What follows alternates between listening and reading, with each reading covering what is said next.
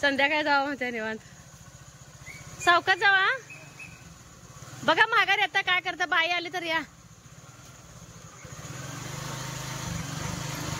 चालतंय.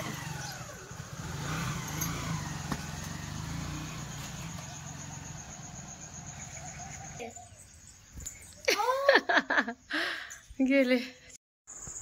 शक्यतो ना पोरींना पालेभाज्या देण्याचाच प्रयत्न करते आणि आता करड्याची भाजी वगैरे मळ्यात म्हणा शेजारी पाजारी एकमेकांना शेअर करतो.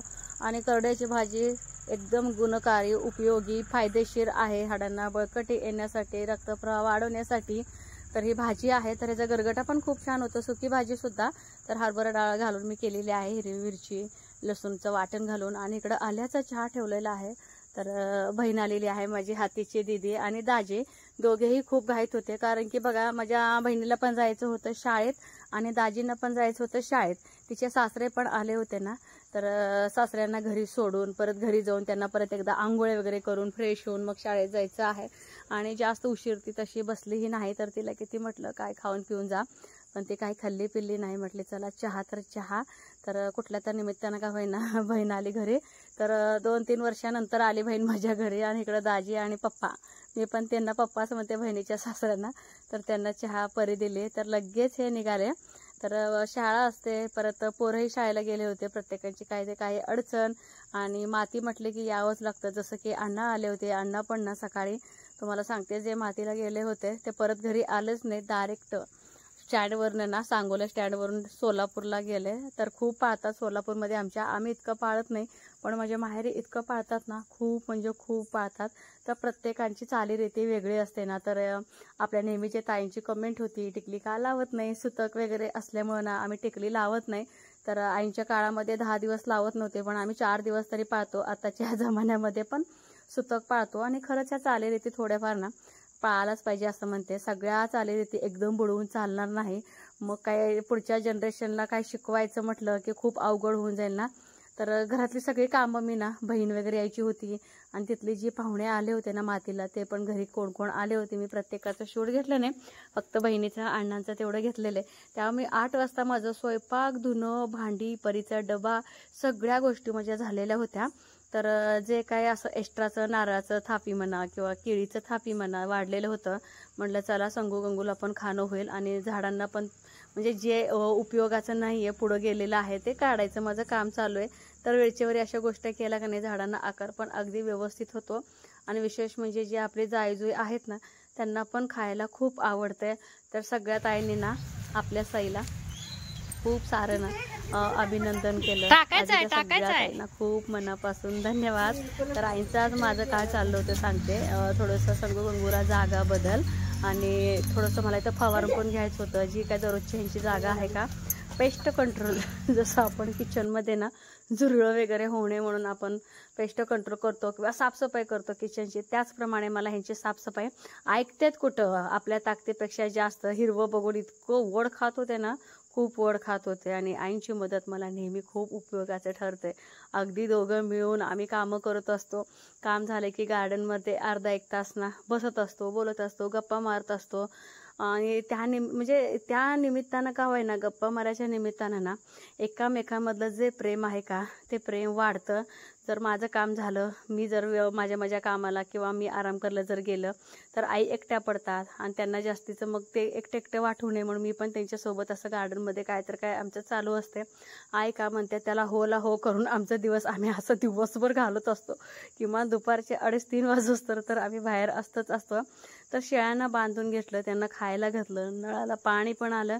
बरं झालं पाहुणे गेल्यानंतर पाणी आलं, नंतर मला कळालंच नसतं नक्की काय करावं आणि काय नाही. पाणी भरून झाल्यानंतर बघा अख्खा पावसाळा गेला निम्मा, तरी बघा आणखीन पाऊस नाही आहे. किती जरी पाणी घातलं झाडं अगदी पाणी पितात. त्यामुळं पाणी घालायचं माझं इथं काम चालू आहे. आणि झेंडूचे वगैरे छोटे छोटे रोपं लावलेत ना ते पण थोडं जळू लागलेत. मग आता करायचं तरी काय, घालायचं थोडं पाणी मी घालते. तर गोचीड पिसवा वगैरे होणे म्हणून हे बघा असं लिक्विड एकदमच ह्यांनी ना बाटली तयार करून ठेवलेलं आहे. तर शेळ्या ऐकते कुठं. तर शेळ्यांना का माहिती पाण्याचा प्रॉब्लेम, पावसाचा प्रॉब्लेम आहे. त्यांच्या अंगावर पावसाचं थेंब किंवा पाणी पडलं का एकदम गुजरतात, घाबरतात. संगू तर मला इतकं हसायला आलं ना तुम्हाला सांगते. इकडं आली तिकडं पळते.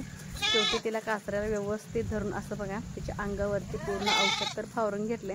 आता राहिले जाई का माझ्या हाताला लागणार नव्हत्या हे तर मला माहितीच होतं, पण म्हटलं पळून खाऊन पण त्याचं औषध पाणी करायचं म्हणजे करायचं. इतकं दमवली ना मला जायचं, पण एक मजा येत होती मला ह्यांच्याबरोबर ती औषध पाणी. जसं की सईपरीचं मला लहानपण आठवलं. मुलं मुद्दाम करतात बघा, खायचं नसते लांब पळतात, औषध प्यायचं नसते लांब पळतात. खाय प्यायचं तर असतंही, पण एक लाडाने तसं मला संगू गंगूच्या बाबतीत घडलं. तर एकदम भारी वाटलं. पण दुपारचं मला खूप उशीर झाले, 2:30-3 तर मला वाजले होते ह्या साऱ्या गोष्टी करण्यासाठी. आणि इकडं मी औषध वगैरे फवारच तर आपल्या आईने बघा किती चकाचक गोटा करून ठेवलेलं आहे. हायतोळ जी सगळं जी घाण होती ती आईने झाडून ठेवलेले आहे. आता म्हटलं शेळ्या बाजूला आम्ही बाहेर बांधलं आहोतच तर सगळ्या जमिनीवरती किंवा आसपास पत्र्याच्या शेडवरती असं औषधं मारून घेतले, जेणेकरून चिरटं म्हणा, माशा, गोचीड, पिसवं होऊ नये म्हणून. तर अशी खबरदारी 15 दिवसातून महिन्यातून घ्यावं लागते असं बरेच जणांनी म्हटलेले. एक तर मला शेळ्याचा अनुभव नाही आहे, पण आता इथून मला भरपूर असा अनुभव येईल आणि येणारच आहे. तर हे सगळीकडे ना हे औषध फवारायचं काम चालू आहे, जेणेकरून आपल्या शेळ्यांना जास्तीचा त्रास होणार नाही. तर बाटली जिथं होती ह्यांनी ठेवलेली ना तिथंच बाटली ठेवावी म्हटलं. जागच्या जागी वस्तू ठेवलं का अगदी व्यवस्थितपणे आपल्याला परत हाताळता येतं. आणि जे काही लेंडी खत आहे असं आम्ही रोजच्या रोज एका ठिक्यात गोळा करत असतो. आणि एकदम ठिके वगैरे अशी भरलं यांच्या पाठीमागे लागून का होईना, पण आम्ही ते खत मळ्यातच डायरेक्ट टाकायला लावत असते. जिथं आता पेरलं नाही आहे त्या ठिकाणी जास्तीचं काय नाही बसत, 2-4 पाट्या बसतात, पण एक मनाला समाधान की आपलं जे काही खत वगैरे आहे तर आपल्या मळ्यात थोडं का होईना मी देत असते किंवा पडत असते. आणि मरते आज वाहने राहिले, धडकी भरले माझ्या पोटात. माझ्या शेळ्या संगू गंगू बाहेर येते. लकी रक्षण कर लकी. गुरुदत्त यम्मा ओम श्री गुरुदत्तात्रय श्रीपाद श्री वल्लभाय नमः. जय ए ग बसा की. जय जय रघुवीर समर्थ. मी कडे लावते हो बाबा, रिस्क नको. जा बसले ओ ग बसा की ओ. हे वा कसं बसलाय. एरवी मी हा दरवाजा आहे का मोकळं ठेवून इकडची कामं करत असते किचन मधली. आणि जर असं आज जर आलं काही खरं नाही. मारुती मी तुला एवढं जवळनं पहिल्यांदा बघितलंय बाबा. धडकी भरली बाबा, तू एक प्राणी आहेस खरं. किती बोट आहे तेव्हा? 1 2 3 4 5 कुठे आहे? हे देवा गुरुदत्ता पत्र्यावर आले काय? 2 आले ते वानर. मी तर कडे लावून घेतली. अरे जा ना आमचा दरवाजा मोकळा आहे मागचा रे बाळा. आणि आपला मेन दरवाजा मोकळा आहे. गुरुदत्त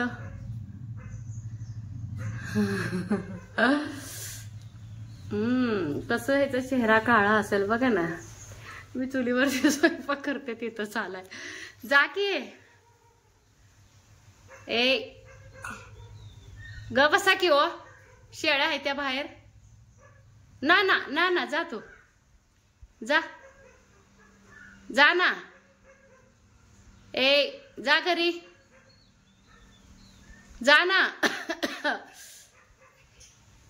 परिसाई पाहिजे होत्या. निवांत बसले. केळ संपले. एक होतं सकाळी खराब झालं टाकली मी. निवांत बसला निवांत. तुला काय देऊ ह्याला खायला? नाही बाई मी कडे लावले. कडे आले वानेर बाहेर. वरडा का लागले शेळ्या बाहेर आहेत म्हणून गेले. वानेर बसला इथं चुलीपाशी आलाय. चुलीपाशी मोबाईल बंद करा की. दार बंद केली. धडकी बसले मला. नाही शेळीला काय केलं नाही तो बसलाय. तुमची वाट बघायला आजी बघितल्याशिवाय जात नाही म्हणते.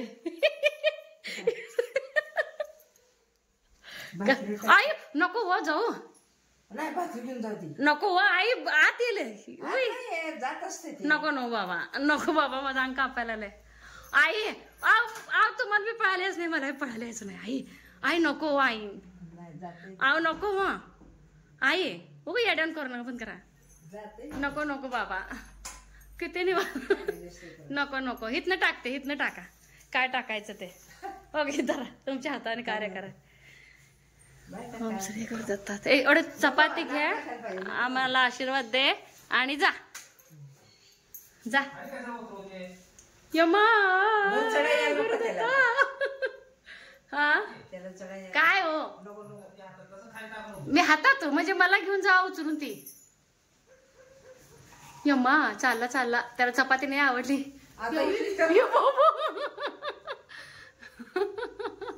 इथं बसलाय आव दरवाजा मोकळा आपला मी भिवून पडत आल्या दरवाजा लावायचं कळे ना इथं आलाय आता येते काय खिडकीत आता खाली उडी मारल्यावर वर चढाय दरवाजा मोकळा म्हणते म्हणते आपला मागचा दरवाजा उघडाय आला आला आता घेतला बजरंग बले गेलं काय गेला गेला काय उडी मारलाय बाथरूम इथं बसलाय निवांत खातय दरवाजा मोकळा माझा खा खा खा खरा आणि कापायला तुला बघून खा ग बाई खा ग बाई खा ग बाई तुम्ही दोघं मिळून काय माझं काय बदला बिदला घ्यायला लागला का ह्यानी मग ती चपाती दिलीस उद्या तुझ्याकडे येते परत मध्ये दोघं नको ग बाई जा ग बाई तिकडं गेलं वाटतं नाही गेलं नको वा नको वा चांगले कापायला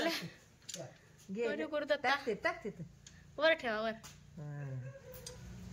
आई आपण मोकळं ठेवतोय दरवाजा मोकळं ठेवायला पाहिजे मग बाहेर गेले शेळ्या बाहेर आहेत त्या गेले तसं पळतच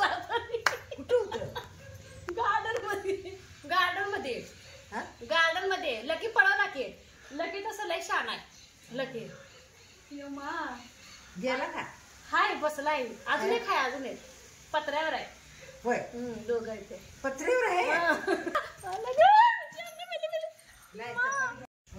किती निवांत खात बसलाय का नाही खा खा परिसर पाहिजे होत आव तुम्ही इथं शिंकलाय भिले की मी शिंकले आई ह्याने ग आता जा की कडे लावायची होय आई उडी मारलं तर दोन ढांगतच येते बघा हाय दोन ढांगत बस हाय निवांत आहे खायला काय त्यांना नसते खायला कसं नसतं आता पावसाळ्यात किती आहे की खायला काय म्हणते हे हळू म्हणा की मग आईंचं असं म्हणणं आहे रामाची शपथ म्हटले की राग येते रामाची शपथ म्हटले की राग येते मी नाही म्हणत तुम्ही म्हणताय ना हा नाही बाई आता कडे लावते जाऊ तिकडं मागच्या दरवाजाचं बसलंय अजून निवांत अयो दोन आले आई दोन आले दोन हा अजून एक आलं की कुठलं आलं काय माहिती ठीक आहे दोन आहे बघा कुठं ठीक आहे आई मला पळायला जागा ठेवा पहिला तुम्ही बाजूला सारखं पहिलं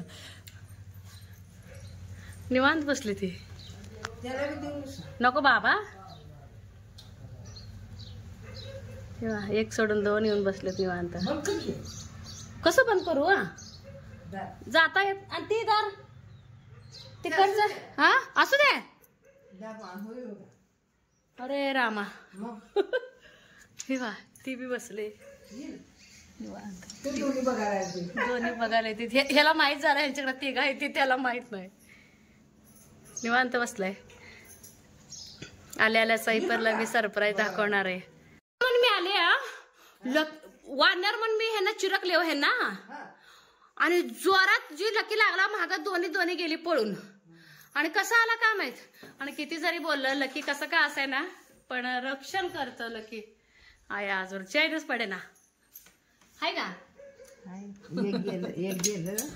एक हाय इतकं उशीर जांभळीच्या झाडावर बसला होता कुठल्या जांभळीच्या पत्र्यावर आता ही तुंगडी मारून आणते हा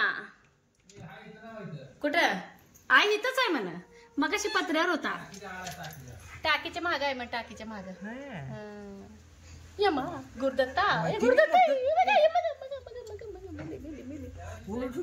लय मोठा आहे गे सोनू बरला दाखवायला फोटो काढूया की सोनू बरला मी काय किती असं का लागले जा की जरा पुढे जाऊन फोटो काढ की म्हण हा का हो चपात चुकली खाली उडी मार नको बाबा, बस विषय संपला. बाय बाय, टाटा, जावा घरी. इथं इथं चुलीजवळ बघते दुसरा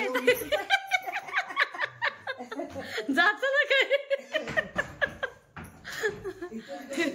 पुढं आई चालल्या त्या पुढंच बसलं. का आणलंय की खायला? कोय आणलंय, कोय वर आहे, वरच आहे. कोय खायला, कोय कोय खाताय, कोय. आवा आई केळी खराब झाले पण टाकली हो. मला का माहित आता वाढणार येते ती म्हणून. कोणच खाल्ले नाही 2 केळ. बाबा आई ते हाय समोर हाय हो. गेला ना कोय खातो तो. कोय दरवाजा लावू दे बाई मला पहिले. गेला का? पाऊस आला काय? टिपकं आलं, टिपकं बारीक. पाणी कसं चाललंय का मुतला? का माहिती बाई काय केलं? पाऊस आला लय बा. गेलं बाई, कुठे गेलं दिसत नाही आता. आज नेहमीपेक्षा स्वयंपाकाला खूप लवकर सुरुवात केली मी. तर मला पिठलं करायचं होतं. 2 ते 3 हिरवी मिरची घेतले, आलं घेतलंय, लसूण आणि ओवा बारीक करून घेतलंय आणि मोठा एक कांदा चिरून घेतलाय. आणि जो हा मसाला आहे ना मिरचीचा, त्याच्यामध्येच एक 2-3 पानं मी कढीपत्त्याचं टाकून घेते. खूप छान चव येते त्याच्याने. आणि पातळ पिठलं बनवायचं आहे ना, त्यामुळं अगदी असं ना पाणी घालून एकसारखं ना त्याचं बॅटर तयार केले, जेणेकरून जेव्हा आपण जेव्हा फोडणी देतो गरम पाणी, जेव्हा उकळत्या पाण्यात हे जे मिश्रण टाकतो ना, त्यावेळेस अजिबात गाठ्या गुठळ्या होत नाहीत. तर जिरे मोहरी, कढीपत्ता, जे हिरवं वाटण केले, कांदा, हे सगळं एकत्र हळद घालून परतून घ्यायचं आहे. आणि भाकरी मी आधीच करून ठेवली होते. संध्याकाळचा स्वयंपाक खूप म्हणजे खूप थोडा असतो आणि त्या वानराच्या नादामध्ये तुम्हाला सांगते एक प्रकारची भीती. आणि दुपारचं काय आराम वगैरे काय झालंच नाही. तर असा दिवस आमचा निघून गेला. माझ्या हातून थोडीशी हळद जास्त पडले. मला वाटलं की आता पिठलं कडूबिडू होते का. तुम्हाला सांगते इतकं छान असं पिठलं झालं होतं ना, कडू तर काय लागलंच नाही. पण सई अगदी असं चमच्याने घेऊन खाल्ली, इतकं तिला पिठलं आवडलं. तर पोरी मध्ये मध्ये काय बोलत होत्या ना, शाळेचं काहीतरी काय त्यांचं सांगणं चालू असतंय आणि ते ऐकावंच लागते. त्यांचं जर नाही ऐकलं परत त्यांच्या मनामध्ये काहीतरी गैरसमज निर्माण होतो ना, त्यामुळं. आणि पोरी लगेच इकडं अभ्यासाला बसल्या. तर दोघांचं काय चालू असतंय. दोघं आपापल्या परीनं बरंच असं ना अभ्यास करतात. तर सईच्या शाळेमध्ये ना जे काय प्रोजेक्ट दिला होता बघा काल, संस्कृतचं काहीतरी होतं. प्रत्येकाने प्रिंटा आणून चिटकावल्या होत्या असं. आणि सईनं आपल्या काय केले, तिच्या हाताने असं सगळे जी काय चित्र आहेत ना, ती प्रिंट वगैरे किंवा एखादं स्टिकर न चिटकावता तिच्या हाताने सगळं चित्र काढून व्यवस्थित असं संस्कृतची माहिती दिलेली आहे. आणि तिचा परिचय सुद्धा दिला आहे. कसा वाटला आजचा व्हिडिओ तर सांगायला